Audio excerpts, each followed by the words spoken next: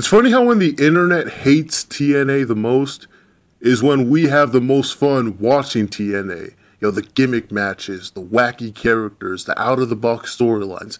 We're into that type of stuff. But then again, maybe we're just a couple of psycho nut jobs anyway. Yes, indeed. And despite the fact that this week's episode was kind of a disappointing one, I will give it credit. Last week's episode was so good, I think that we can, give it a pass this week. So let's dive into everything. So the heel authority figure of the company, MVP, turned heel and is now feuding with the bearded underdog world champion and has formed a stable of a cocky heel that likes to kill legends and an old muscle guy that just returned this year that no one wanted to see come back. I don't know what that reminds me of, but I don't mind this so much because I wanted MVP to be a heel in the first place. Plus, even though TNA has a tendency to overkill these types of things, I'm a fan of heel authority storylines, especially when they can be used to elevate the status of other guys in the company. This definitely elevates Shelton Benjamin, it finally gives Lashley a real role in the company, and it's turning Bobby Roode and Austin Aries into top anti-authority faces. Yeah, that comparison is really, I don't know, I think that's pretty out of the box. I don't know how you came up with that. Like you said, this does give him something to do, and it makes this title reign look a lot more impressive. It keeps Magnus out of the world title picture, and the thing that they're doing with him and that guy they brought over from WWE, the one that looks like Gunner without tattoos, they're doing something where it's going to add to Gunner's character a little more, so I guess I like that in that sense. This is going to probably push Bobby Roode and Austin Aries, which is always a good thing, and it's going to make EY look that much more cool. And I've been thoroughly entertained by these segments with Bully Ray invading TNA offices, breaking into Dixie's home without being arrested. I really like these segments that go outside of the Impact zone. And just the way that TNA does it too, where they're not just doing something that could have been accomplished in an ordinary backstage segment. They actually go all the way in these types of environments.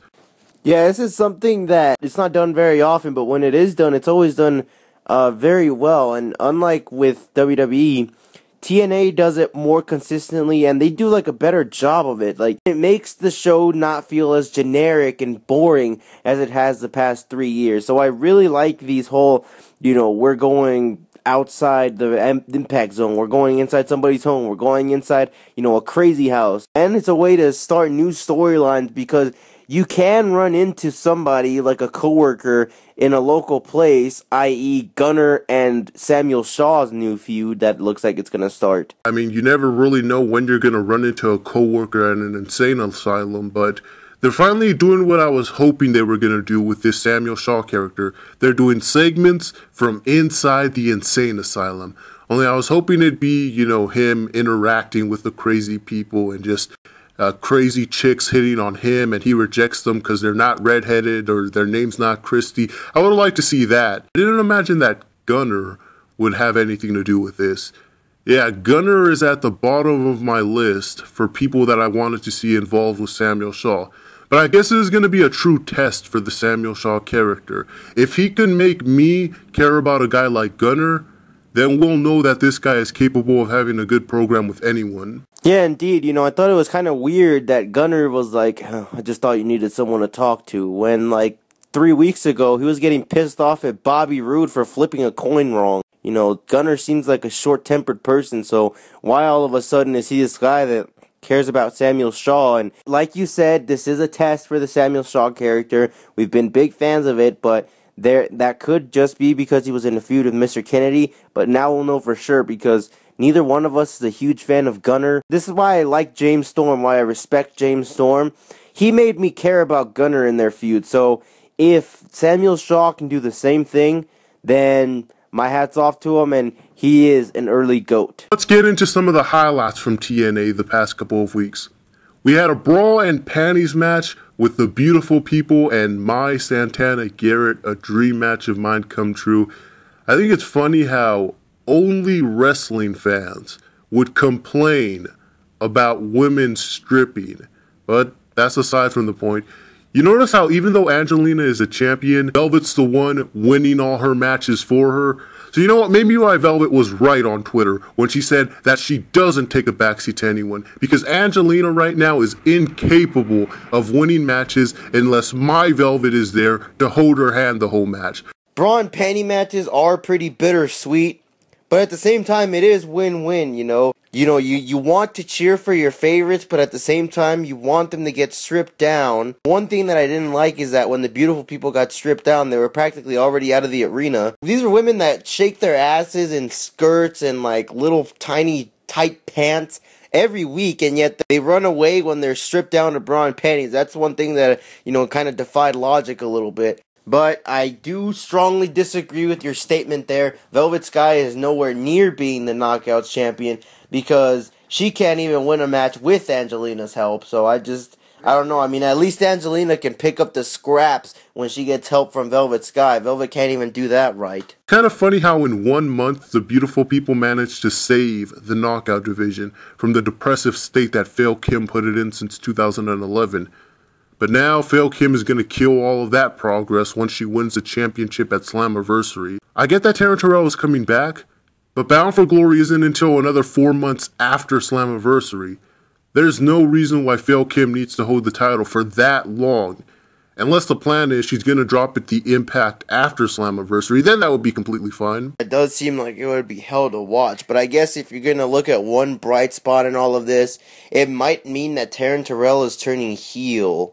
Since Fail Kim just turned face, it is Russo, he would turn her heel again after she wins the title, but since Fail Kim just turned face, this could mean that Taryn Terrell turns heel and joins the beautiful people. I don't know, I just thought of that right now. The debut of the insane clown posse to TNA, it is one of those things you can either look at and say, that's one of the most stupidest goddamn things I've ever seen in my life, or you can look at it and go, damn it, that is one of the most awesome damn things that I've ever seen in my life. And damn it, I'm interested. I mean, clearly, this isn't going to be some main event type faction that takes over TNA.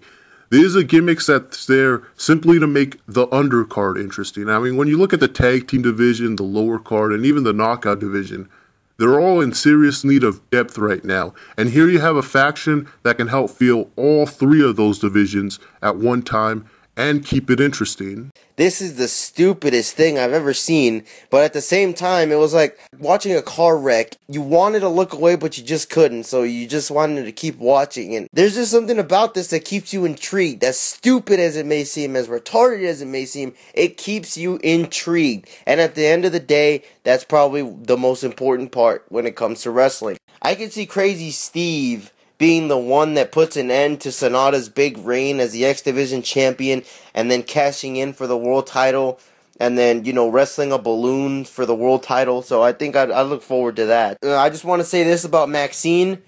I don't know what it is. I think she's gotten surgery or something, because she looks more like Dawn Marie now, so she's hot now. She doesn't have that nasty fish face she had on NXT back in 2011. EC3 has killed Kurt Angle once and for all. And it's pretty awesome to see him get this fucking huge push, because now he's the guy that ended Kurt Angle's career.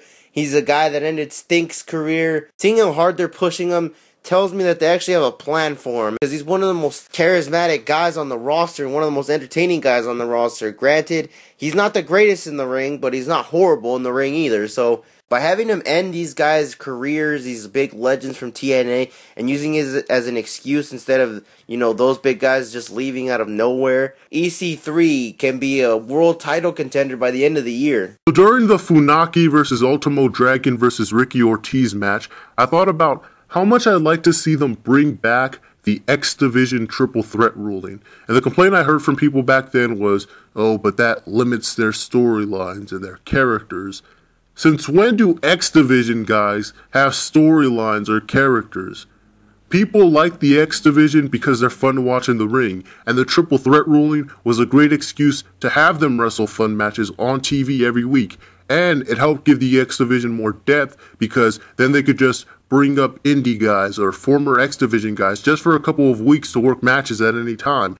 Yeah, this is one of the cases where TNA's depleted roster shows vastly. It's like Tigre Uno is a guy who just lost a best of 3 series, and then he gets another title shot, and Zema Ion is a guy who's just supposed to be a lackey for the bro fags. That kind of reminds me, we didn't get the Wolves on tonight's show. Maybe that's why tonight's show sucks so bad. Anyway, I wanted Zema Ion to win because he's like the only guy of all three guys in the X division that actually has a character and actually can talk. Unless it's going to lead to Kenny King winning the X Division title and then cashing in at a Destination X and, maybe defeat Eric Young. Right now it would make sense since he just attacked Eric Young and formed this Nexus faction with MVP.